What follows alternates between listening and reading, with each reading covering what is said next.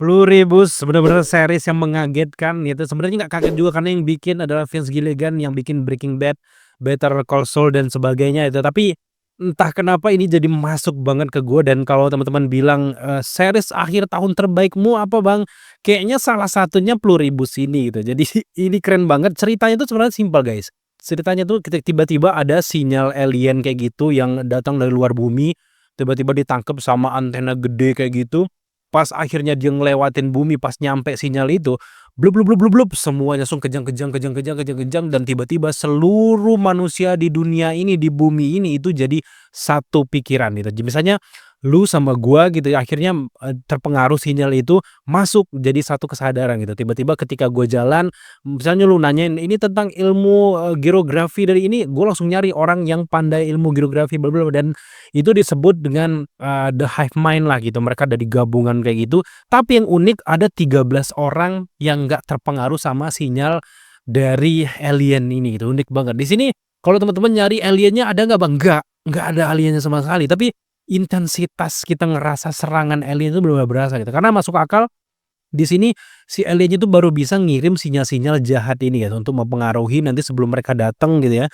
Dan akhirnya semua manusia di bumi ini tuh udah terpengaruh dengan mereka, udah nurut dengan apa yang mereka mau gitu dan wow, sunyi banget. Ini sebenarnya, lagi-lagi menurut gue ini bukan series untuk semua orang, tapi kalau lu suka series ini, lu keren, lu sinepil parah gitu. Kenapa gue bilang kayak gitu, karena ceritanya tuh terkesan memang agak lambat emang, tapi entah kenapa gue merasa dengan sunyinya ceritanya ini bikin gue lebih deep lagi jalan ceritanya, dan gue bosen banget nungguin per minggu gitu. Karena emang buat teman-teman yang nggak tahu judulnya Pluribus itu ternyata dari, dari kata-kata dari Amerika juga itu namanya Pluribus unum, itu artinya adalah dari banyak menjadi satu ya, kurang lebih kayak gitu, dari banyak manusia jadi satu pemikiran dan di sini menariknya untuk orang Amerika cuman satu yang nggak, terinfeksi dengan sinyal ini, namanya adalah Carol Storka gitu dan sebenarnya 12 orang lagi itu tersebar di setiap negara, di setiap rata-rata di setiap benua itu ada satu orang selamat dan nanti mereka bakal ketemu gitu. Ternyata si hive mind ini juga kaget ya, para alien ini juga mereka kaget kok 13 orang ini nggak terpengaruh, mulai saat itu mereka kayak menganggap ini mereka tuh kayak tamu mereka, disajikan apa yang mau oke gitu, bahkan ada yang minta pesawat Amerika kayak gitu dikasih, pesawat presiden gitu, diamnya di White House gitu, itu dikasih aja gitu, karena memang akhirnya mereka melepaskan semua itu, binatang-binatang dilepaskan dan mereka tuh menariknya di sini, mereka nggak bisa bohong dan mereka tuh semuanya akur. Jadi, menurut gua akur di sini semuanya nggak ada ribut sama sekali dan ide yang diambil sama Vince Gilligan ini menarik banget karena gimana atau what if tiba-tiba dunia ini tuh nggak ada pertengkaran, damai, justru itu yang salah gitu dan ini yang mereka berusaha untuk perlihatkan di, series ini gitu. Untuk sinopsis kayaknya cukup ya sampai di situ.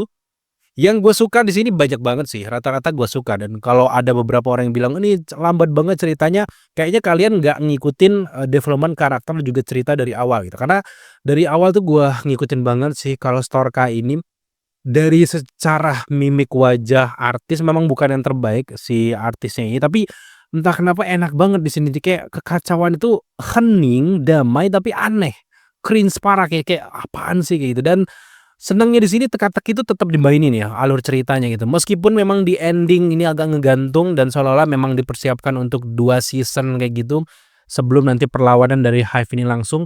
Tapi di season pertama ini jadi landasannya menurut gue yang keren banget itu ya. Yang pertama yang perlu kita diskusikan, kita langsung aja lah ya untuk, cerita. Dan di ending kita langsung melihat ada karakter Manny, dia adalah satu seorang gue nggak tahu dia orang mana, gue agak, lost juga, dia kayaknya orang Spanyol dan sebagainya gitu ya. Dan dia datang ke situ, dia benar-benar nggak mau berhubungan dengan para The Hive ini, dan selalu ditawarin bantuan dia nggak mau dan akhirnya dia bertemu dengan Carol. Di sini Carol tuh udah mulai melemah, gue suka tuh transisi dari baju yang dipakai Carol tuh, lambang itu dapet guys, mulai dari awalnya dipakai baju yang kayak, terang, menentang dengan kejadian ini tiba-tiba dia pakai baju warna biru, udah mulai melemah tapi ada harapan sedikit. Di ending dia tiba-tiba pakai kaos kaki warna pink itu kan tanda pelemahan gimana ini tujuan daripada The Hive itu untuk mempengaruhi Carel, udah nyaman, yuk gabung, nah itu. Itu yang bener-bener kayak kecolongan, si Carol hampir kecolongan ya, karena emang ada orang yang mana, orang Indian apa gitu namanya Kasmaya ya kalau nggak salah, koreksi kalau salah. Itu Kasmaya juga akhirnya karena saking nyamannya, dia gabung sama Hive itu, pas setelah dia gabung, dia menghirup ya udara itu kan, itu kayaknya udara itu didapatkan dari sumsum tulang belakang kayak gitu kayaknya, apalagi orang-orang yang mungkin punya bayi atau apa, bisa diambil dari sana. Tiba-tiba dia bergabung, setelah bergabung semuanya balik, efisiensi lagi tuh, efisiensi, semuanya kandang-kandang kambing dilepaskan semua, semuanya jadi satu, tidurnya di satu stadion kayak gitu. Itulah yang mereka usahakan untuk si Carol ini, lewat pendamping utamanya namanya adalah Souza. Nah, Souza ini menarik banget, banyak banget teka-teki yang sebenarnya ini belum terpecahkan bahkan sampai ke season pertama, termasuk juga bagaimana cara melepaskan pengaruh sinyal dari alien ini, guys. Karena titik utamanya sebenarnya datang dari karakter Carol, Zosa, terus juga Manny. Manny ini udah lama banget dia mencari sebab dari alien ini, mulai dari sinyal-sinyal, dia cari sinyal radio radio radio.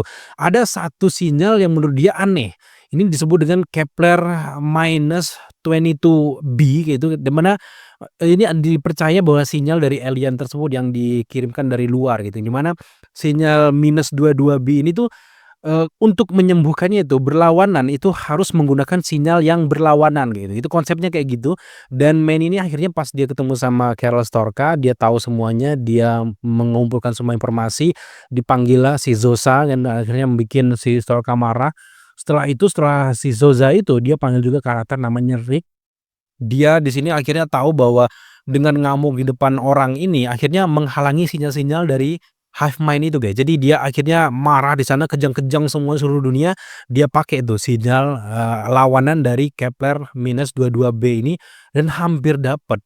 Ini sih menarik banget, gue berharap banget itu langsung terpecahkan di sana, tapi, ternyata enggak gara-gara si Carol ini nembakin si Manny, padahal itu Rick itu hampir selamat loh. Itu adalah momen yang paling menarik menurut gue, yang bener-bener ada harapan lah untuk kita menyembuhkan si, orang-orang yang tergabung dalam Polyribus ini, guys. Jadi kayak, ini momen yang pertama tapi digagalkan sama Carol, ya udah akhirnya kita bakal lanjut ke season kedua. Tapi sebenarnya bukan cuman Manny aja yang berhasil menemukan cara untuk menyembuhkan manusia-manusia ini dari sinyal-sinyal aneh ini, guys. Karena emang dari Carol sendiri dia meneliti lewat si Zosa ini, guys. Kenapa kayak gitu? Karena emang kalau teman-teman ingat dari episode, 3 kalau nggak salah itu pas si Zosa kena granat, itu kan kelihatan banget, bang, dia kena granat, dia masuk ke rumah sakit, tiba-tiba orang-orang ini yang biasanya kan we, us, tiba-tiba dia nyebut si Zosa itu sebagai "she". Itu krusial banget, itu bukan kesalahan dialog, bukan kesalahan apapun, tiba-tiba dia nyebut "she", itu artinya mereka terpisah. Yang biasanya mereka menganggap bahwa we, kami, kita, kami, tiba-tiba dia ngomong dia. Kalau dia udah ngomong dia, berarti orang-orang itu ngomong dia, berarti dia sempat terpisah gara-gara ledakan dari granat itu. Sebenarnya retakan pertama itu terjadi tepatnya di, menjelang ending dari episode kedua, ketika si Carol ini memutuskan untuk nggak ikut pergi dengan si orang-orang yang diminta untuk menemani si, cowok itu ya, di mana tiba-tiba pas si Zosa itu naik ke tangga pesawat, dia berhenti sebentar. Dia berhenti sebentar ngeliatin si Carol langsung kayak gitu, itu retakan pertama yang terjadi di antara para Hive Mind ini. Itu nggak dilakukan sama, si Hive Mind yang lainnya itu, The Hive yang lainnya, manusia yang tergabung lainnya. Cuman si Zosa itu retakan pertama itu menandakan bahwa ada hubungan konektivitas tanpa sadar antara Zosa sama si Carol. Di situlah akhirnya Carol pas ngelihat, dia langsung turun dan dia tahu bahwa sebenarnya ada harapan nih untuk menyelamatkan si karakter Zosa ini, guys. Dari episode kedua lanjut ke episode ketiga, ini langsung terjadi ledakan granat, di situ dia akhirnya dapat obat-obatan. Ini yang menarik. Di mana di situ susu yang dikonsumsi yang ternyata susu yang dari, sumsum dan juga gizi manusia itu terungkap kan. Ternyata dengan kayak gitu membuat mereka akhirnya bisa saling merangkul, makin kuat sinyalnya gitu. Tapi ada banyak banget keanehan setelah terjadi ledakan itu, di mana para perawatnya tiba-tiba Karel datang, "Gimana keadaannya?" Dia bakal baik-baik aja, tiba-tiba aja gitu. Itu yang pertama yang bikin gua curiga banget yang gua udah bahas tadi. Setelah itu tiba-tiba si Karel ini mengajak si Souza ini pergi ke taman dan diam-diam di dalam lift dia suntikan serum kejujuran. Dia suntikin di sana, di taman dia ngomong. Disitulah pertama kalinya si Zosa bilang, "No." Dia nggak pernah bilang no, dia selalu selalu menyangkal karena, para Hypeman ini nggak boleh berbohong, kalaupun harus berbohong dia menghindar dengan penjelasan lain, tapi itu dia ngomong no tuh susah banget mereka, no no selalu ngomong, walaupun enggak itu kami akan berusaha. Di situ gara-gara serum itu dia jujur. Itu adalah retakan keputusnya sinyal di antara The Hive-Mind. Nah, makanya tiba-tiba ini para Hive tiba-tiba agresif kan. Dia agresif banget semuanya datang ke taman, "Please Carol, please Carol, please Carol." Terus tiba-tiba mereka nangis. Itu bukan mereka menangisi, kematian dari si Zosa dan sebagainya, tapi mereka menangis kalau ini terputus, satu orang terputus, maka akan ada celah semuanya bisa tercerai-berai. Sinyal ini bakal berantakan dan menariknya setelah salah satu dari Hive ini bilang bahwa dia kena serangan jantung alasannya gitu ya. Tiba-tiba dia dirawat, kemudian si Carol ini ngobrol sama si cowok yang DHL itu loh, si cowok paket itu, dan kemudian juga agak aneh juga kenapa dia tiba-tiba bilang she's gonna be fine. Kenapa dia nggak bilang we are recovering atau this vessel is healing dan sebagainya gitu, kayak aneh aja gitu. Jadi menurut gue itu adalah retakan pertama, tapi ketika si, Carol ngobrol sama si Zosa di taman, itu kan dia kayak sempat ngomongin tentang cuaca, tiba-tiba pas dia bilang dia mulai kayak berhenti senja, nge-lag, "The sun is bla bla bla," nge-lag di situ. Di situ yang anehnya dan itu adalah putusnya sinyal secara real time. Itu adalah pertama kalinya kita menyaksikan sinyal dari alien ini terputus, nyambung, putus, nyambung, putus, nyambung. Makanya semua orang jadi agresif untuk mencegah Carol untuk lebih jauh lagi karena kalau kayak gitu ketahuan cara untuk bisa melepaskan sinyal dari alien ini, guys. Makanya tiba-tiba setelah kejadian itu para Hive ini memutuskan untuk menjauh sementara dari Carol bukan karena dia ngambek, tapi karena dia sedang meng-recovering si Zosa ini, sedang memperbaiki Zosa untuk gabung lagi ke The Hive ini, guys. Dan akhirnya kalau mereka tetap berdekatan meskipun sama-sama ngobatin si Zosa itu, mereka takutnya karena mereka kan nggak bisa bohong. Kalau tiba-tiba mereka datang, "Iya kami sedang mengobati karena dia sempat terlepas dari sinyal," itu nggak mungkin kan. Akhirnya mereka memutuskan untuk menjauh. Nanti setelah mereka recovering berhasil menyelamatkan si Zosa untuk gabung lagi, baru mereka temuin lagi. Karena sebelumnya cuma pakai drone dan sebagainya, nggak ada satupun orang yang nganter paket dan itu diputuskan pakai drone itu bukan tanpa alasan. Karena kalau bertatapan muka, gimana keadaan Zosa? Mereka harus jujur. Itu banyak banget teka-teki dan akhirnya datanglah si karakter Manny. Karakter Manny ini yang udah ahli banget dengan ilmu-ilmu persinyalan kayak gitu, akhirnya mulai sadar gitu. Dan di ending kita melihat ternyata Carol mulai dibujuk sama si Zosa untuk bergabung dan mereka udah menemukan solusi untuk membuat si Carol ini bisa bergabung sama mereka dengan mengambil sel telur yang dibekukan. Dengan itu dia nggak perlu lagi ngebedah serum belakangnya si Carol, tinggal mereka kayak ngehirup asap aja kayak si Kasmaya yang ada di suku Indian itu udah selesai. Di situlah si Carol baru sadar bahwa mereka pengen ngajak si Carol ini gabung. Baiknya mereka itu ada maksudnya gitu. Nggak selamanya lu harus gua layanin. Nanti intinya kayak gitu dan Carol hanya memutuskan untuk meminta barang terakhirnya adalah bom atom.